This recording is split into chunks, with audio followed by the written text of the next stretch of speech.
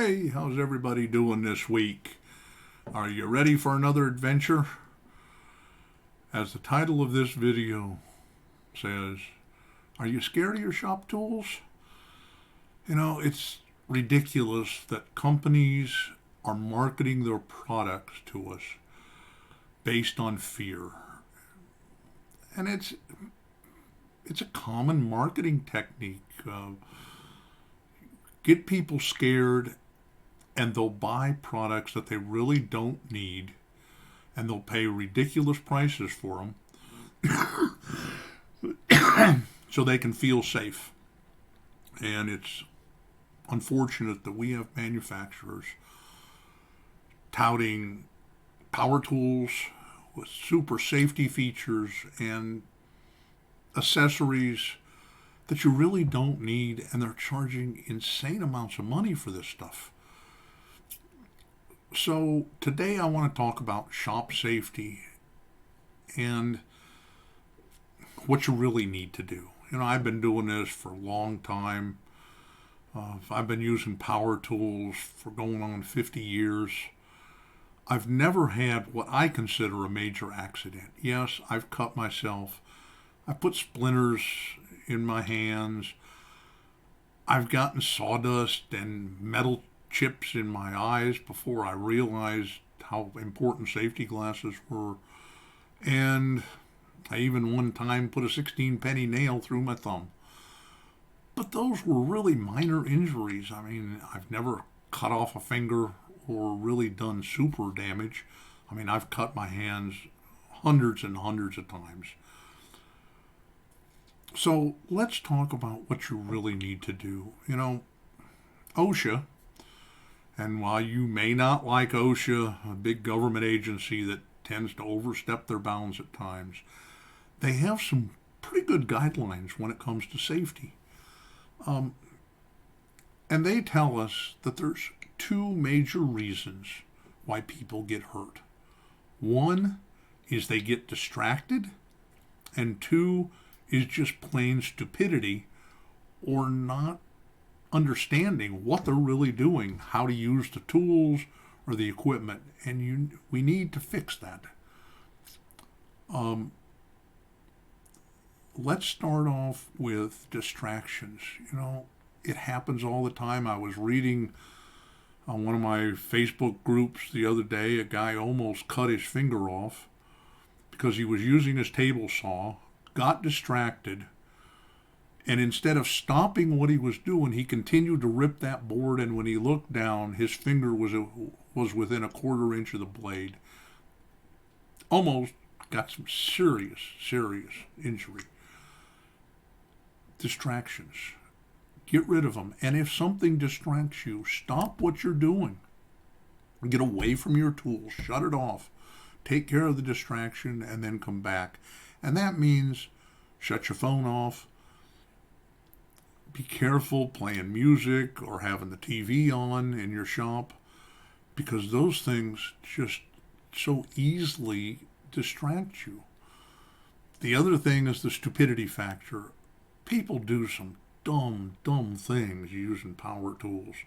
Now, you may see somebody do something and think, oh, that's safe, and you try it and it goes south. I had that happen one time. I was doing some plunge cuts with a circular saw. Now, I know that saw is going to kick back, and I'm holding on hard to that saw. I've got to control it. Well, one of my guys, very inexperienced, saw me do it and tried it himself, and the saw got away from him and sliced his hand up pretty good, to the point that he had to go to the emergency room. He just didn't understand what that kickback was going to do and where that saw was going to go, and it literally ripped itself out of his hands. It happens. Be aware of your tools and what they can do, and be prepared for it. I've used a trim router and done carving with it with a regular router bit.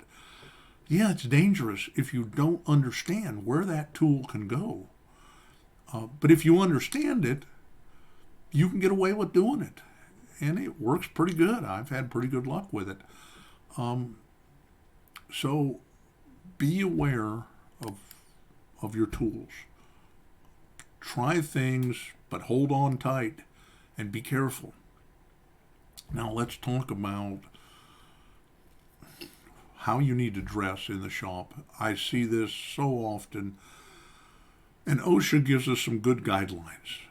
They tell us we need to wear hard-soled shoes. How many times I see people online wearing sandals or Crocs or even tennis shoes in the shop. Bad idea. You drop something on your foot when you're wearing sandals or Crocs, you can do some serious damage. I had it happen to me years ago. I was doing some remodeling at my house, and I was just cleaning up. And we'd eaten supper, and I'd taken my boots off, and I threw on a pair of just basically house slippers to go out and just pick a few tools up, sweep the floor, nothing too major. And I dropped a tool on my foot and ended up limping for 3 days. It hurt like everything. If I'd have had my heavy boots on, it wouldn't have affected me at all. The leather in the boots would have protected me. I get people that say, well, my feet hurt, so I wear tennis shoes. Well, the problem with tennis shoes, those soft soles, nails can go up through the bottoms of those shoes. There again, had it happened to me on a job site, I thought tennis shoes were the best thing because when you're up on a roof of a house, you want something that grips. And I stepped on a button tab and put it up through the bottom of my foot. Oh my gosh, I was hurting boy for about a week. Never again. I'll never, ever, ever wear tennis shoes on a job site. If you like the comfort of tennis shoes, go buy a good pair of hiking boots and don't go to Walmart, please. I used to wear Timberlands when I framed. I'd buy them on sale because I didn't care what the style was. I was looking for a good heavy sole and good support and protection for my ankles. I'd pay $100 for a pair and they'd last me a year. Some of my guys would go to Walmart and buy work boots. They'd pay $20 and cry and whine that their feet hurt them all the time. And every couple months they were buying a new pair of boots. In the long run, they spent just as much, if not more money, and had horrible comfort in their shoes. So go buy a good pair of hiking boots. I recommend Timberland. I recommend Columbia. Go to the outlet stores or go to the Columbia website. Look at the closeout stuff, or even Outdoor World, Bass Pro Shop. In their Cabela's has their bargain cave. You can find some pretty good deals in there. Long pants. Don't leave your legs exposed. I know in the summertime it's hot, it's miserable. Wear a long pair of pants. Protect your legs. Wood chips, splinters, even just wood falling can really mess up your legs. Take a little bit of precaution. And for a shirt, OSHA says a sleeved shirt. I don't quite understand why they say sleeve shirt, but t-shirts are okay. If you want a little more protection, get a good shop apron out of heavy canvas or leather and wear that over the front. Definitely protect you if a board kicks back off your table saw or you have a bowl fly off of your lathe. I've had it happen, and no damage at all to me, no injury. The apron protected me. Eye protection. Always, always, always wear eye protection in the shop. Get a good pair of safety glasses. I wear these. They're polycarbonate lenses. They act as safety glasses. But when I'm turning on the lathe, I throw on a full face shield because I don't want to breathe all that dust that comes off, and I don't want it hitting me in the face. wear it all the time if you feel you need to, if it makes you feel more comfortable. Definitely protect your face. When it comes to gloves, OSHA recommends gloves, but in certain situations, it's not really a good idea. If you're using a router table and you got that spinning router bit, it's easy for that glove to get caught and pull your hand in. Same way with a table saw. But if I'm using a chainsaw, I've always got a pair of gloves on. If I'm handling wood, I use gloves. When I turn, you saw last week I talked about it, I put a glove on my left hand. Now I buy tight-fitting mechanics gloves, so they're not loose to get caught in things. And I'm aware of that glove being there, and I'm careful not to get too close. And that's the biggest thing. Be aware of your surroundings and what you're working with so that you don't get it caught. All tools, every tool in our shop can injure us. But if you're careful with them, if you're paying attention, if you're not getting distracted, you won't have any problems. I could talk about other injuries that I've had, that people around me have had. It happens. And we're going to go out in the shop here in a few minutes, and I'm going to go through a few things with you, show you how I do things. Now, these are my opinions. I'm not real big on push blocks and push sticks. I've tried them, and they tend to slip, in my opinion, causing a more dangerous situation than just using my fingers. And that's why sometimes I don't like to use gloves, because I want that tactical feel from my fingers without gloves, because I can feel what the wood is doing, and it makes it safer for me. On my table saw, I'm going to talk about it, I take off the top guard. I think it gets in the way and causes more problems than good. So let's hop out into the shop and let's look at some tools, and I'm going to talk about safety. Okay, so now we're over to table saw. And one of the things I see recommended is that you adjust your blade so it just barely goes through the material.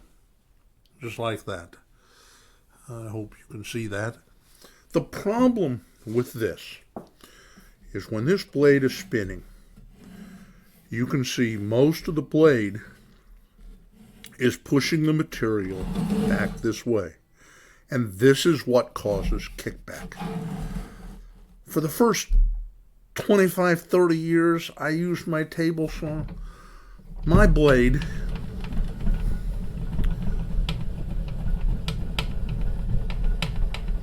was like that all the time. Why? Because when I'm ripping or cutting, the force of this blade is down, pushing the wood into the table. Much safer, in my opinion. Of course, the problem with that is you've got all this blade up here, and you can take a finger off really easy. So I've started, as I've gotten older, I adjust about double the thickness or a little more of the material. It still gives me that good downward pressure here, but it doesn't give me as much back pressure for the kickback. Now the other thing, I'm very happy with this saw. I got a good fence on it. Make sure that your fence is square to your blade. You can do that very simply by doing this, where it just barely touches, and take a look at it and make sure that those teeth are just barely touching all the way through.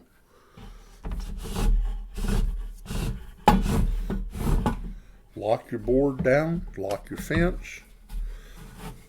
I don't use push blocks. The reason I don't use push blocks, especially on stuff like this, I've got plenty of room back here. to keep my hand away from the blade, to the point that when I'm doing even narrow stuff like this, okay, I can hook my hand over the fence so that even if that board kicks, my hand isn't going to go because it's hooked onto the fence and I can push down. Now, when I get real narrow little stuff, yep, I use the good old push stick that came with the saw. Works well. I can hook it on there and go through it. The other thing that I do is as you're coming through the saw, well, let's see if you can see this. There we go. I've got a hand back here. I'm coming through. I'm pushing from the front. Let's hook this. Set the camera over here. So I've got a hand in the back, a hand up here, hooked over the fence to guide that through. Now, the biggest mistake I've seen people do is to put a hand right here, right in the path of that saw blade. And if they slip, where's their hand going? Right into that blade. Never, ever, ever do that. Keep your hand off to the side. So if it slips, it's away from the blade. And we make a cut. And let me show you how that works.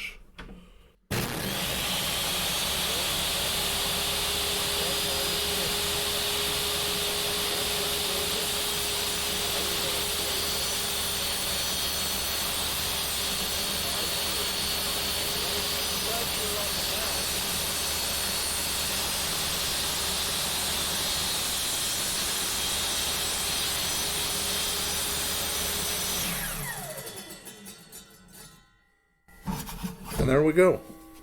Decent cut. Where everything was pushed down to the table with my hand hooked over. I'm not going to get pulled in. I'm a good inch and a half away from the blade. That blade's not going to jump. And the other hand was over on this edge, away from the blade. And that is the best way to use a table saw. With the blade up like this, it's helping to push that wood down so I don't get that kickback. Got my riving knife on. I don't use the blades over the top. That's up to you. I find they get in my way. I want to see this blade clearly. I want to see exactly where my cut is. I don't want a guard in the way.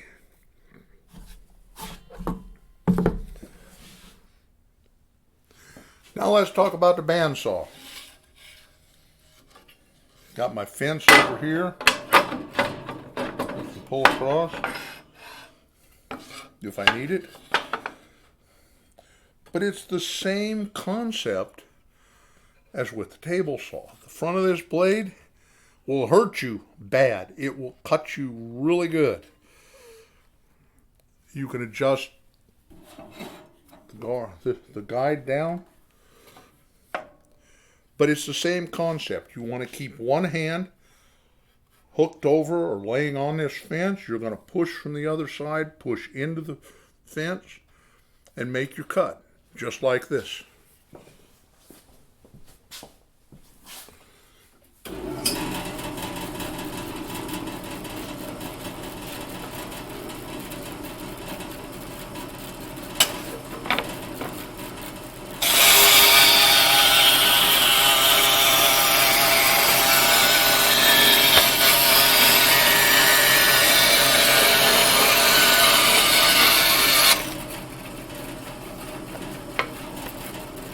I'm never going to get hurt that way. Remember, I can even touch the back of this blade while it's running. It's not going to hurt me. There's nothing back there. It's only that front. We can also resaw.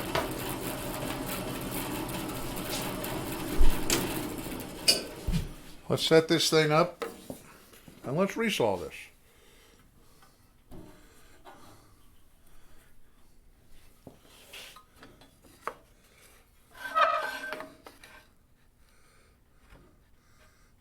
Now, I'm not doing anything real critical here.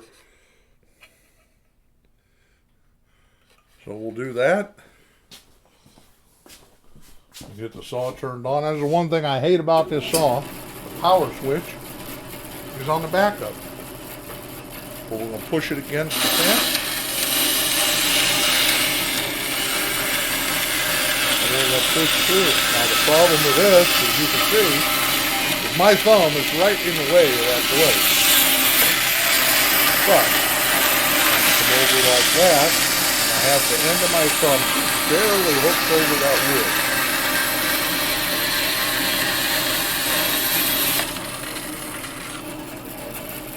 Now I have two beautiful pieces. Works pretty slick and very safe. As long as you're not getting in the way of that blade, you're not going to have a problem. Paying attention, don't get distracted. Now let's look at what most people consider the most dangerous tool in the shop. The good old radial arm saw. I love this thing. Now, I only use it for very specific things. I use it for cutoff when I have long material. My bench gives me 8 foot on either side, and if I open the door, I can go out 14, 16, 20 feet. The other thing I use it for is cutting dados. Pop this guard off. I can easily put on 3/4 inches of dado. The beauty of it is I can see exactly what I'm cutting. I can line up the guard exactly to my line before I turn the saw on. And that means a lot to me. Now, I never, ever run a saw without the guard on it. Always got this guard hooked over.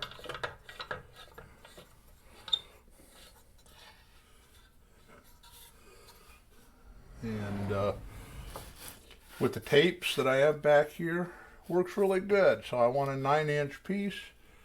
I can shoot that thing right at 9 inches. I can pop on it. Now, you got to be careful because this saw wants to go forward. But I use a little like a bouncing motion with a good grip.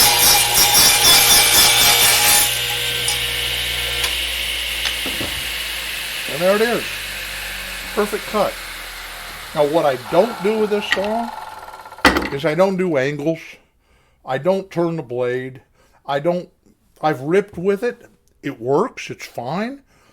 But honestly, since I bought my track saw, I don't find the need. And I'm going to do some upgrades to this. You'll see it in an upcoming video. There's 2 guards over here. Let me see if we can get to this. I don't know if you can see it. There's 2 guards, and the idea was I could pull this one off, use this, turn the blade, and use it as a rip fence back there. But I find I don't need that, so I'm going to get rid of this guard. I'm going to put laminate on my bench top, reinstall these guards, and have storage behind. I think it'll work out much better. You can see I keep these pretty close here. If I needed closer, I would definitely clamp some wood onto this and bring it in real tight to the blade. But for doing dados, this is about right for me. I like it. I can also bring this blade up, and this is what's really nice. I just want to cut a groove. I can set it up, run it over, let's say 7 inches. Let's say I wanted a 1/2 inch. I can set this up here, 1/2 inch. And then it's just a matter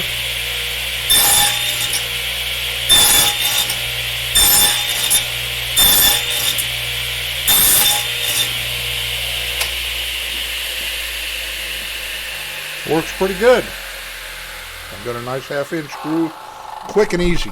And I didn't have to put a dado blade on it. If I'm only doing one, I can do it that way. Safer, in my opinion, than any other method of doing this.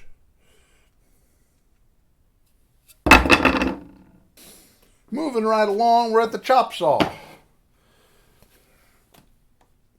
Chop saw is where I do all my angle cuts, my bevel cuts. This thing goes both ways. I can slide it anywhere I want it. It has the stops. This is a great saw. And it also slides so I can come out. Doesn't have quite the cut of the radial arm. And that's why I keep the radial arm for cutoffs and don't do long cutoffs with this. This is more for smaller pieces and for angles. But with the guard on it, make sure you keep this thing working, because that blade is wicked. It also has, because it's got a bigger blade, this is a 12-inch rather than the 10-inch, I can cut bigger material with it. Make sure you're tied up against your fence.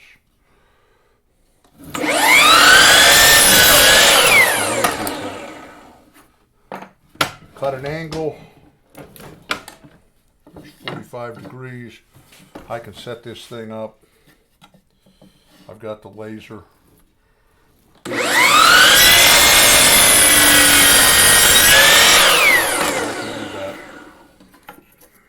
I haven't found a need to really use the clamps to clamp things down. Works well that way. The other thing is you can tilt the blade like this. Let's say we want 15 degrees. We can do that. We can come down. Make sure your guards are out of the way. Hold it tight. But be careful, you've got a lot of blade opened up.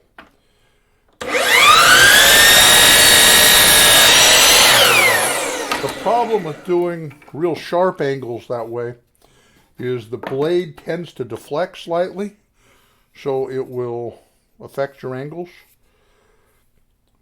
But it works well. Just pay attention to it. Let's take this thing back to 0 where I like to keep it. And there's the chop saw. See if we can get over here to the drill press.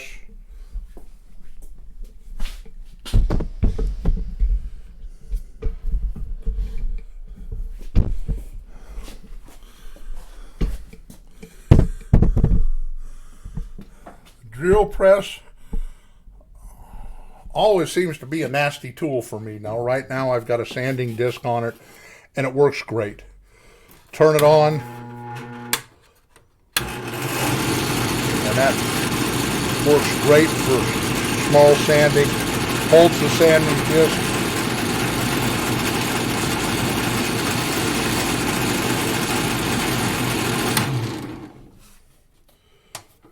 Turn this table around. I also have a vise that I'll use on it. Make sure you clamp your pieces down when you're drilling, because drill bits tend to catch and tend to spin. I've hurt myself many times with a drill press. Scroll saws really don't have this stuff set up for you. Not a lot to worry about. Just remember, the front of the blade is the deadly part. The back and the sides really isn't. And you can feel this blade. I had an uncle who was legally blind that would do scrollwork art. And he did it by literally using his finger to feel where that blade was in the wood. So if you're just a little careful, you won't have any problems. Joiner. I just bought this jointer. I have not had a chance to do much with it. There we go. Everything works. It looks like it's in good shape. But I will be doing a video shortly on tuning this thing up and getting it running in the shop. Let's go look at the shaper. this particular shaper, just like a router table, I've got a router style chuck on it so I can use my 1/2 inch bits, and it adjusts just like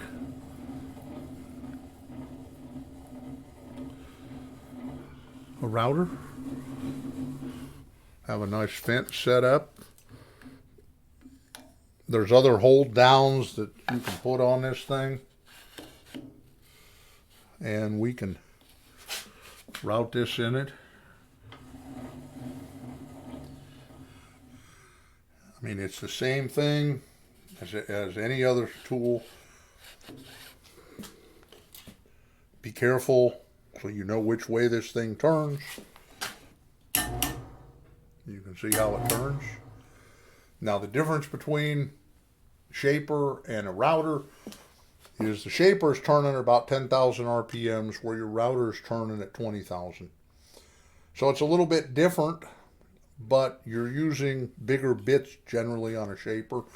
You have a lot more torque, and you just move slow through it. You can adjust these fences so that it's a smaller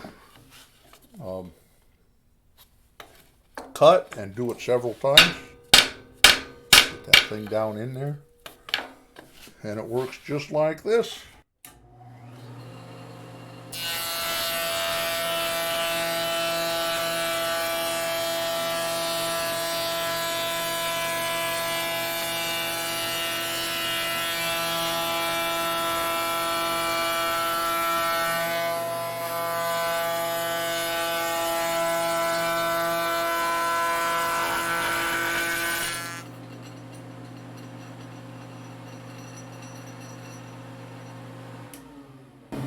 And there you can see our shape. Now you can see, because I took too much of a depth of cut, it didn't do real well.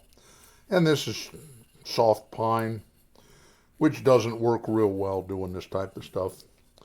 But we could bring this fence out. We could do this in several passes. We could put a guide back here to hold it. There's lots of accessories that come with this. There's accessories that hold the boards down. Just keep your fingers away from this rotating bit, and you'll be fine with it. So that's the shaper. Oh, what other tools? Let's talk about a few hand tools, shall we? Hand tools tend to give you more minor injuries than anything else. My good old framing hammer. You can see that waffle head. And this is a 22 ounce. When I was framing, I swung a 32 ounce with a longer handle than this. Pretty wicked. And let me tell you, when you hit that thumb, it hurts. Keep your hands back away when you're using a hammer. Don't get right close up. Start your nail with a couple real light taps and then get back. Utility knives. Some of the stupidest things I've ever done have been with one of these stupid things. Because you start cutting and you're pushing, then you can see you don't have a lot of control. Be careful. Keep your hands back.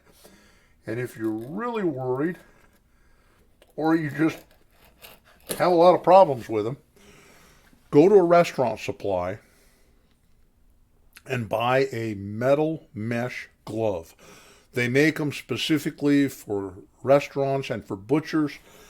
The glove is made out of metal mesh, so your knife blade can't go through it. It's made out of stainless steel, and it will protect your hands. They're really great to keep you from getting cuts. Works really, really well. Side cutters, there again, this thing will bite you good. Keep your hands back away from it, and you'll be good with it. Same thing with the aviation snips, that snipper will hurt. Keep your hands back away and you'll be fine. Don't do stupid stuff with them. And one of the absolute worst is a screw gun. Had a friend driving some screws in a tough spot. Now, let's face it, these things are magnetic. There's a magnet in here. Use the magnet. Don't try to get your hand up like this and hold that screw, because every once in a while the gun will slip off, especially when your bits start to get worn. Replace them. They're cheap. Buy them by the dozen or two. Get it locked in good. Get it on there. Pretty simple. Where you really get in trouble is when you're disassembling some old stuff and these screws are filled with paint. Use a utility knife. Let me put this back in and I'll show you.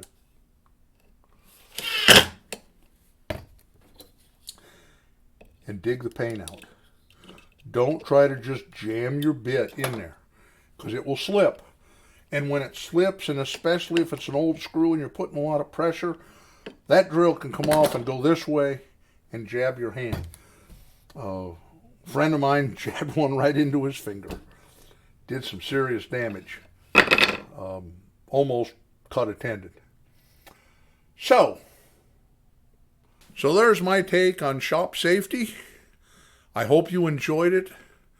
Be safe.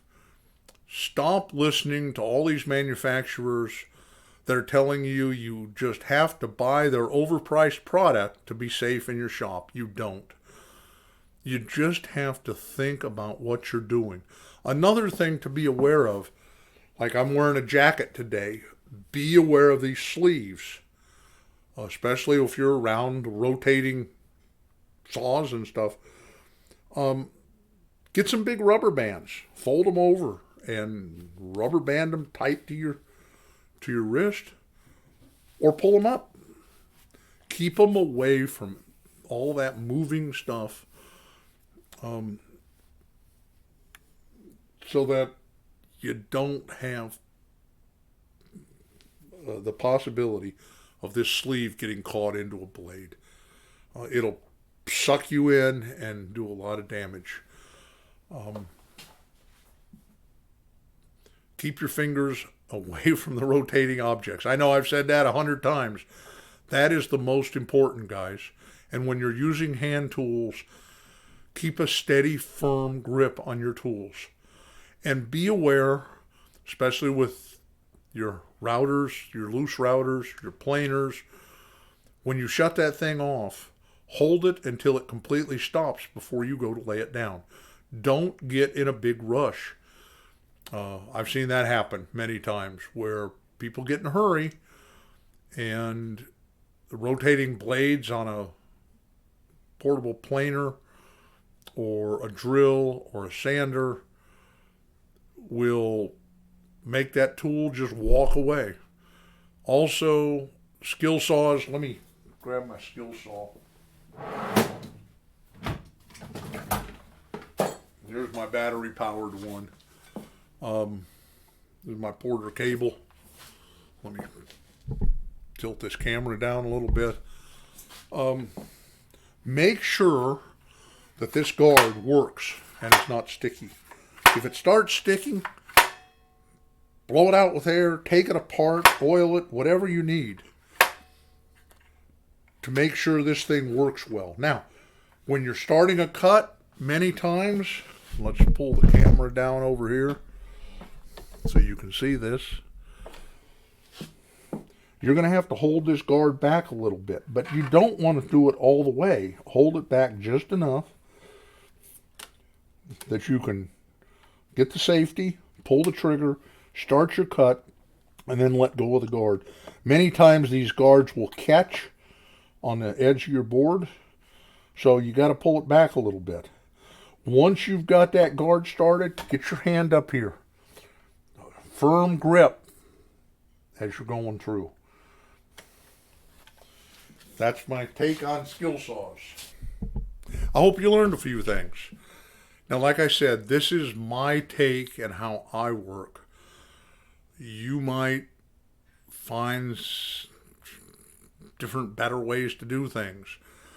And for all those guys out there making all these, quote, safety products, prove me wrong. Prove to me that your product actually makes things safer.